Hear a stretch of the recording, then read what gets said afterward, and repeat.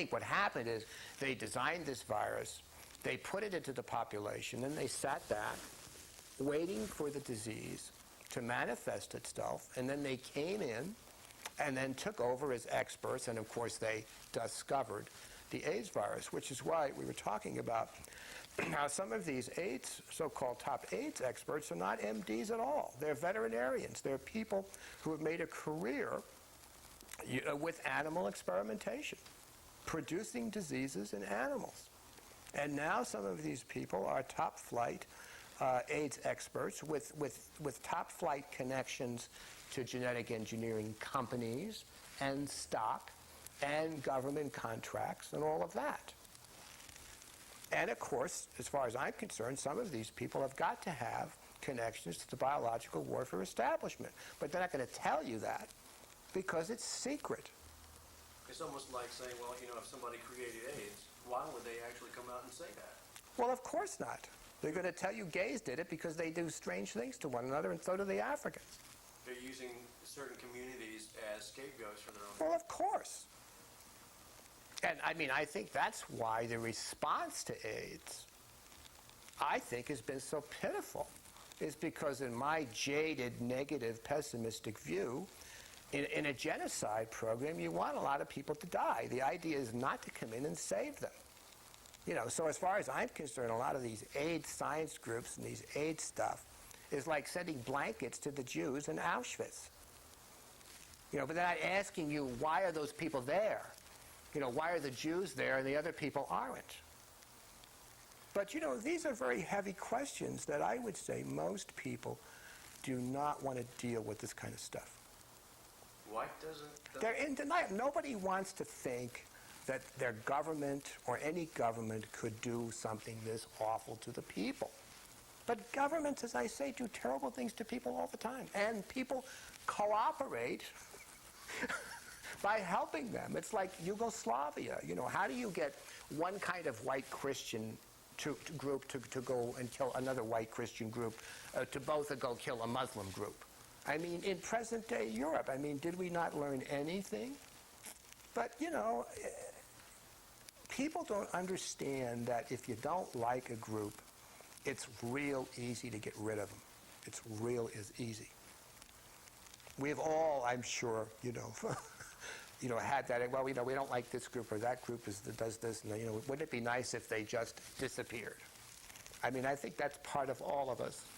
Wow. So the basic human nature is the driving force of this epidemic. Well, I mean, I think so. I mean, you know, I never could quite understand why there is such reticence to talk about this stuff that we're talking about. But there is tremendous reticence. People just cannot deal with the idea of genocide.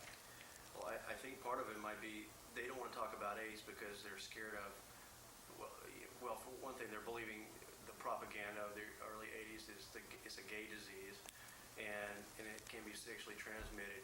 That right there makes it, in a lot of people's minds, something that, you know, you can't really talk about. They don't want to touch, they don't want to bother with. We talk about sex all the time on TV. I mean, you turn on your TV, we're constantly talking about sex. But this is a negative light. This could kill you.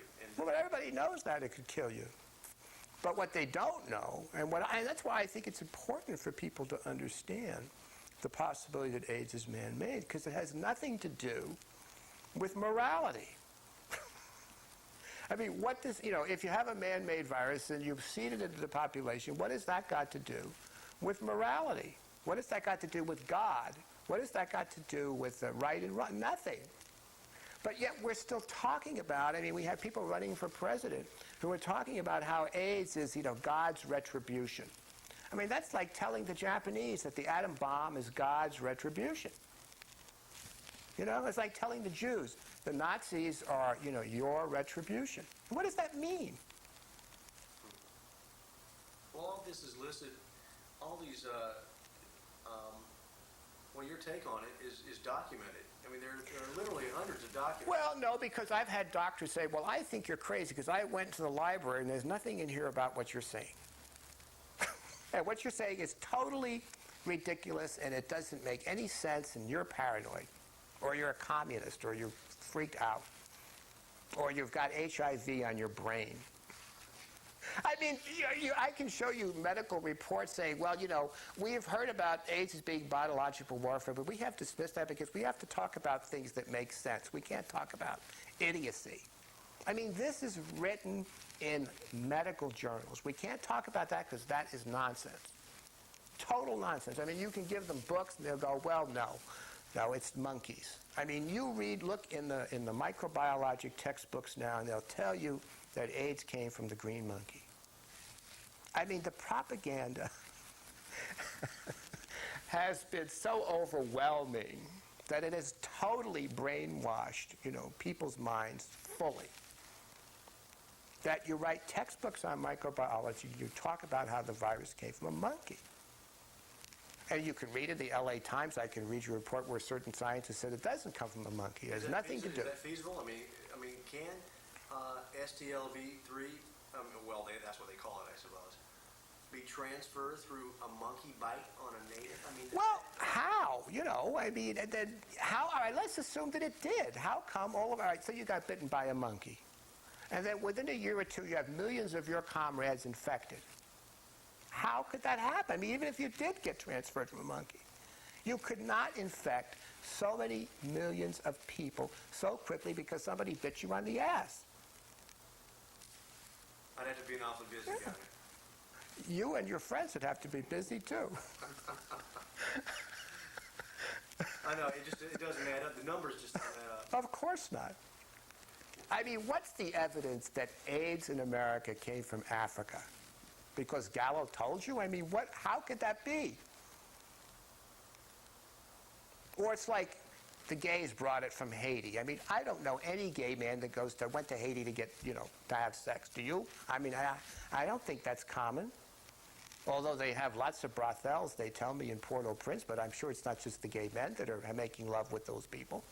I'm sure there must be straight men and women and all kinds of Europeans. And I mean, they act like the only planes out of Africa came to the United States. I mean, there are people coming in and out of Africa all the time. So how come it didn't go any elsewhere? Why didn't it show up? I mean, I remember when AIDS started, and we were talking with some gay friends, and somebody was Asian and said, oh, well, I'll never get AIDS because AIDS does not affect Asians. Well, I mean, for a long time it didn't. Now we know that it affects Asians. Well, why didn't it affect Asians initially? It's a good question. Well, except that they didn't take Asians, in the experiment, to my knowledge. Well, now, didn't southern Japan get... That's another virus. Oh, that's another part of the virus family.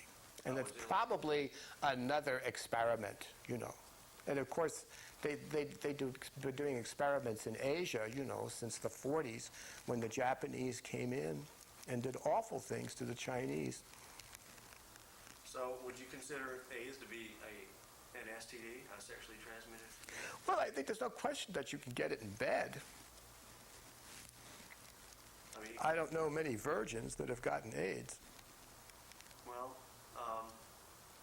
I mean, is there any question in your mind as to whether it's a sexually transmitted disease? Obviously, you can get it through blood, but I'm saying most people get AIDS in bed. And, of course, the government will tell you it's a hard virus to catch, which it is, but not in bed. In bed, if you're not careful, I think it's fairly easy to catch. And that's why AIDS at the present time is the #1 killer of young people in certain parts of America, like New York City. AIDS has been the leading killer not only of young men, but also of young women. And we're not talking lesbians here. We're talking, heterosexual women. Now they say, well, they could be dope addicts. Well, I'm not saying that they are or aren't.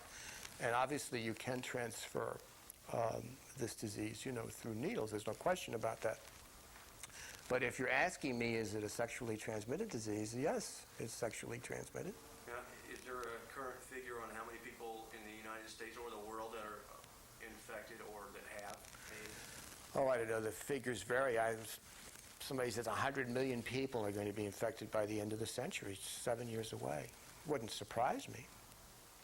I mean, half my gay friends in my address book are now dead that were alive 10 years ago. Now, if that can happen to my address book It can happen to everybody's address book eventually.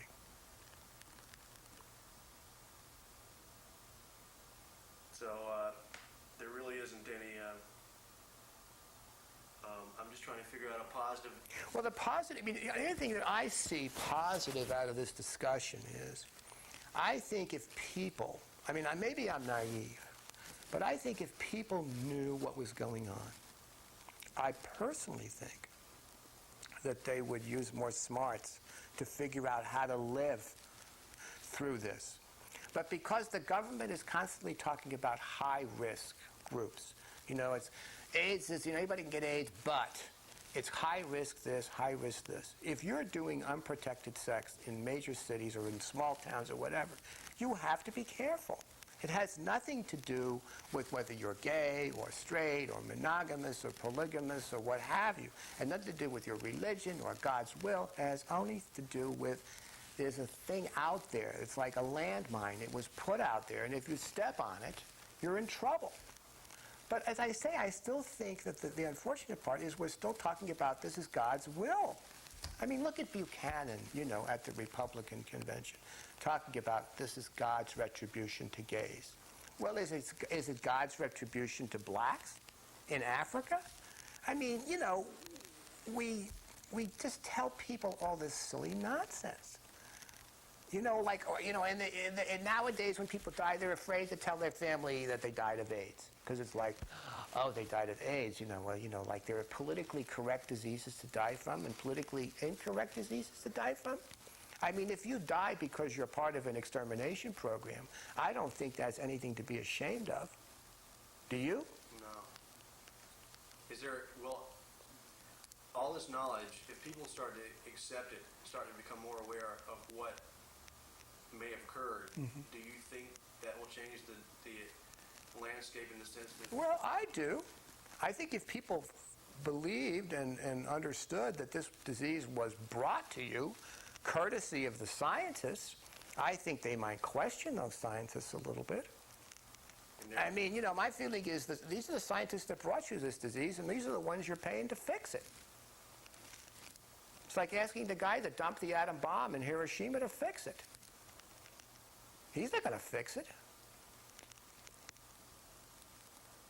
I think telling people the truth about this disease will make them more aware in terms of not believing that they're going to be immune to this. If you keep thinking, well, if I don't have anal sex and I don't do drugs, you know, and I'm a Christian and I say my prayers, everything's going to be fine. I mean, I think you're kidding those people. It's like women who are faithful to their husband. You know, you can be faithful to your husband, but if your husband's catting around and has got HIV, you can die being faithful to your husband. They're not going to tell you that, but you know that that's true. You're better off being unfaithful with 20 people safely than faithful to one person unsafely. So it's just really being smart about how you conduct your life. You have to. Not only do you have to be smart with yourself, but you have to be clever in terms of the people that you choose to be sexual with. Now, that's asking a lot. Well, I mean, first of all, our knowledge of sex, you know, is sort of rudimentary, particularly in young people. And if you're saying, well, now look, you know, you have to do safe sex.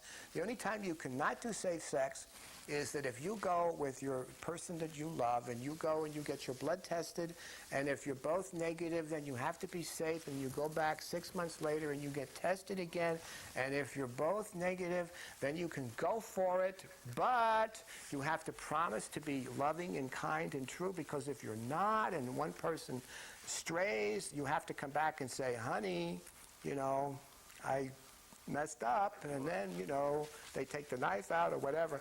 But the point is, you know, this is the kind of thing you have to do. Now, how many people are going to do that? I mean, most people can't even buy a condom. If you ask them to go through that, they go, wait, stop, I can't do this, I'm in love. They don't want to objectively look at Well, you see, but you have to. You have to assume nowadays And I realize still in the heterosexual community, it's not a big deal compared to the gay community. But the idea is to not allow it to become a big deal in the heterosexual community. For God's sakes, heterosexuals should have learned something from all these gay deaths. But I think that if you educate people, they have to be smart in this regard. If you don't, you're very likely to pay with your life. And as you know, the government is not going to save your ass if you're HIV infected and you start going down the tubes. And we watched how many hundreds of thousands of people die with this disease. There is no good treatment. We got stuff to keep you alive longer, but you're not going to be a happy camper while you're alive. And you're not going to be very sexy either.